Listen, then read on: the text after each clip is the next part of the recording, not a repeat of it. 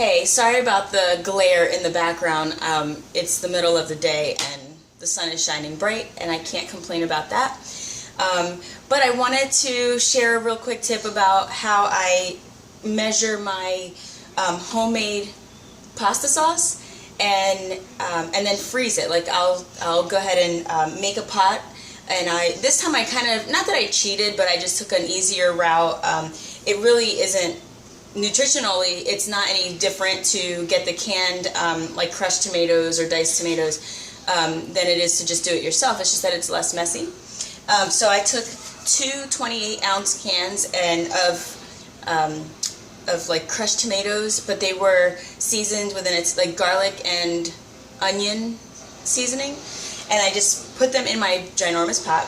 And I also added to it some more onions. I just kind of roughly chopped everything, including carrots, which replaced sugar in my pasta sauce. And I did add some chicken broth, just for the sake of a little flavor, and some red peppers. I let that come to a boil, then I brought it down to a simmer. I probably had it on in the pot for an hour and a half at a like very, very low and slow simmer. And then once it was all done and cooled, I put it into my blender and I blended it up, and you can basically decide how smooth you want your sauce. But that's the recipe, not that I showed you that part, but I do want to show you how I measure and freeze my sauce. So I basically just put it in muffin tins. It's a half a cup measured out. So I always know, not that I'm necessarily measuring all my food, but I always know what I'm intaking if I ever have to check my measurements.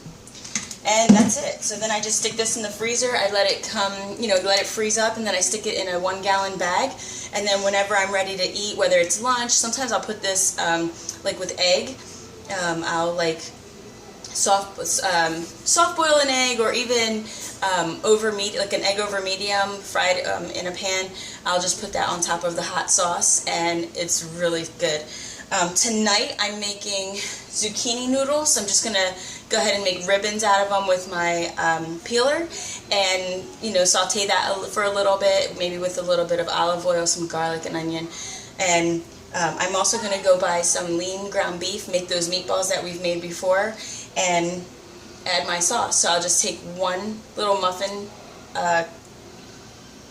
sauce thing and put that on. So I hope this is helpful to you, especially when it comes to preparation, because remember, if you aren't prepared, like the chances of you